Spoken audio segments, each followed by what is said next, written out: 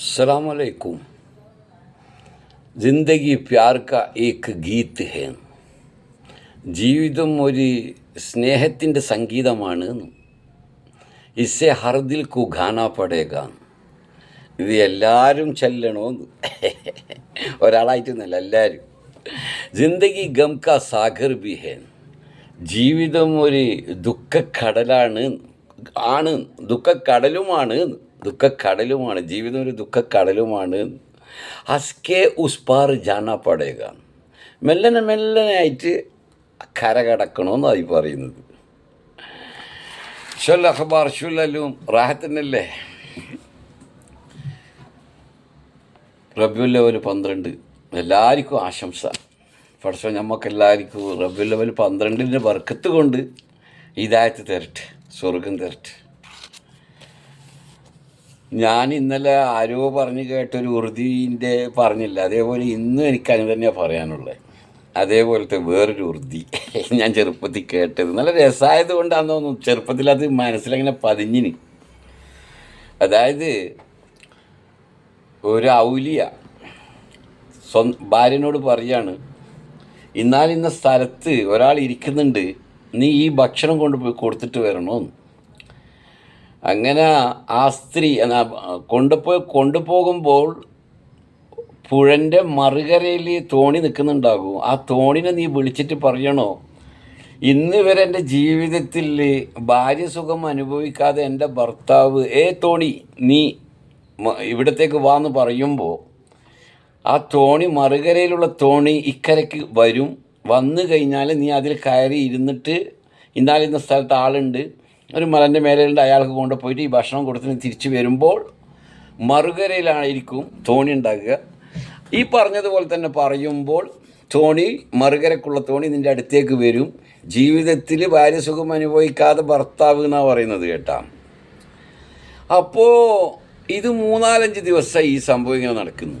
അപ്പോൾ പെണ്ണുങ്ങൾ വിചാരിച്ച് പടച്ചോൻ ഇത്രക്കും വലിയ കളവ് പറയുമ്പോൾ മറുകരയിലുള്ള തോണി വരുന്നുമുണ്ട്, ഇയാളാണെങ്കിൽ ഭാര്യസുഖം അനുഭവിക്കാത്തതെന്ന് പറയുന്നുമുണ്ട്, ഇയാളാണെങ്കിൽ ഭാര്യസുഖം ദിവസം അനുഭവിക്കുന്നുമുണ്ട്. എന്നിട്ടെന്താ ഇയാൾ പറയുമ്പോൾ അത് മറുകരയിലുള്ളത് ഈ കരയിലേക്ക് വരികയും ചെയ്യുന്നുണ്ട്.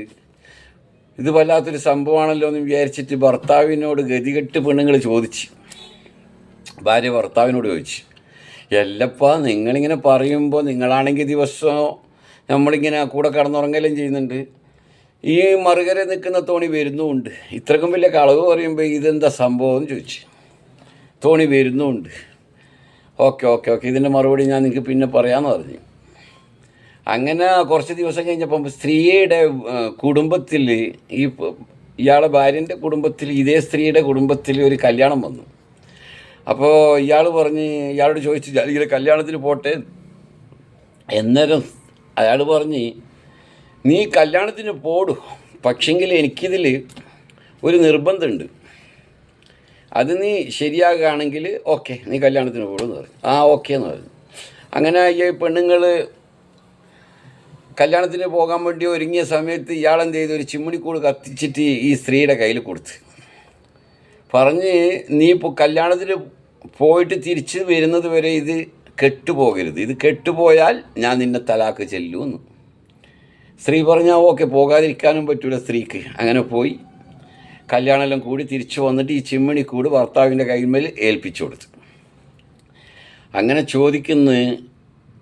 ഭാര്യനോടന്നേരം ഇയാൾ ചോദിക്കുകയാണ്, ഊതിക്കെടുത്തി അവിടെ വെച്ചതിന് ശേഷം ഭാര്യനോട് ചോദിക്കുന്നു, ആരൊക്കെയായിരുന്നു കല്യാണത്തിന് വന്നേ?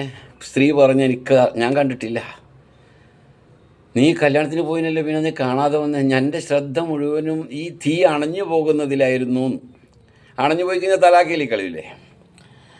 അപ്പോൾ ഉപ്പുണ്ടായിരുന്നു, ഉപ്പാപ്പുണ്ട, ഇളയമുണ്ട, മൂത്തമുണ്ട്, ഞാൻ ആരെയും കണ്ടിട്ടില്ല സ്ത്രീ. എന്നേരം ഈ ഔലിയ പറയാണ്, ഈ സ്ത്രീയോട്, ഭാര്യനോട് പറയാണ്, ഇതേപോലെ ആയിരുന്നു ഞാൻ നിൻ്റെ കൂടെ ഇത്ര കാലം ജീവിച്ചത്. എൻ്റെ ഹൃദയത്തിൽ അള്ള മാത്രമേ ഉണ്ടായിട്ടുള്ളൂ.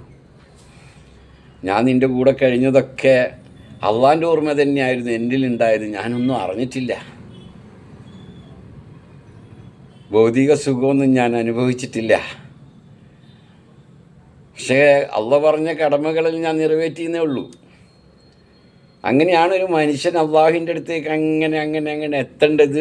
അള്ളാഹ് പറയുന്നുണ്ടല്ലോ, എൻ്റെ അടുത്ത് അടുത്ത് കഴിഞ്ഞാൽ ഞാൻ എനിക്ക് എൻ്റെ കാല് തരും, കൈ തരും, ചിന്താശക്തി തരും എന്നെല്ലാം പറയുന്നുണ്ടല്ലോ. അത് വെറുതെ പറയുന്നതല്ല കേട്ടാ. ഈ സുന്നത്ത് നിസ്കാരത്തിലെല്ലാം സുജൂദിൽ നാവ് കൊണ്ട് വെളിവാക്കാതെ ഹൃദയം കൊണ്ട് നമുക്ക് അറബിയിൽ ദുആരക്കാൻ അറിയില്ലെങ്കിൽ നമ്മൾ ഇങ്ങനെ ഒരുപാട് ശുക്രൊക്കെ അങ്ങനെ ചെയ്യുമ്പോണ്ടല്ലോ, കുറേ ദിക്റില്ലാതെ തന്നെ മതിയില്ലേ, നമുക്ക് തന്ന നിയമത്തിനെ പറ്റി ചിന്തിച്ചിട്ട് അൽഹംദുലില്ലാ അൽഹംദുലില്ലാ എന്നെല്ലാം ഇങ്ങനെ ചെല്ലുകയാണെങ്കിലേ വല്ലാത്തൊരു മഞ്ച. നമ്മൾ ചെയ്തു പോയ തെറ്റുകുറ്റങ്ങളെല്ലാം സുജൂദിൽ ഇങ്ങനെ ഹൃദയത്തിൽ ഇങ്ങനെ ചിന്തിച്ചിട്ട് അസ്തഗ്ഫിറുല്ലാഹ് ഇങ്ങനെ പറയുക സുജൂദിൽ. വല്ലാത്തൊരു മൊഞ്ച. അതേപോലെ വേറൊരു വൃത്തിയും ഞാൻ കേട്ടിട്ടുണ്ടായി. അതായത് ഇന്നാലിന്ന സ്ഥലത്ത് ഒരു ഔലിയുണ്ട് എന്ന് പറഞ്ഞിട്ട് എന്നെപ്പോലത്തെ ഒരു സാധാരണക്കാരൻ അയാളെ കാണാൻ വേണ്ടിയിട്ട് പോയി.